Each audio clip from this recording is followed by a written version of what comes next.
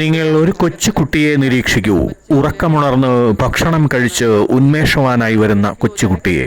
അവൻ നിങ്ങൾക്ക് പിടിതരാതെ മുറികൾക്കുള്ളിലൂടെ അങ്ങോട്ടും ഇങ്ങോട്ടും പരക്കം പായുകയായിരിക്കും. 2-3 ദിവസം മുമ്പ് ഞങ്ങൾ എയർപോർട്ടിൽ നിൽക്കുമ്പോൾ ഒരു വികൃതിയായ കുട്ടി അവിടെ ഉണ്ടായിരുന്ന ഉയരമുള്ള ഒരു തൂണിലേക്ക് പിടിച്ചു കയറി. അവന് മുകളിലേക്ക് കയറിപ്പോവാനുള്ള ഉത്സാഹവും ഉന്മേഷവും ഉണ്ടായിരുന്നു. പക്ഷെ തിരിച്ചിറങ്ങാൻ അവൻ അറിയില്ലായിരുന്നു. അതുകൊണ്ട് അവനെ താഴെ ഇറക്കാനായി ഫയർഫോഴ്സിനെയൊക്കെ വിളിക്കേണ്ടി വന്നു. കൊച്ചുകുട്ടികൾ എന്നാൽ പ്രാണ ഊർജത്തിന്റെ പ്രവാഹമാണ്. എന്നാൽ നിങ്ങൾ വൃദ്ധജനങ്ങളെ നോക്കൂ.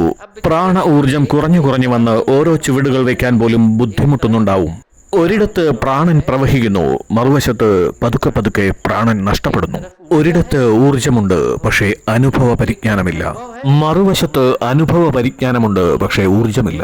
ഇവ രണ്ടിന്റെയും സന്തുലനമാണ് സത്ത് എന്നതുകൊണ്ട് ഉദ്ദേശിക്കുന്നത്.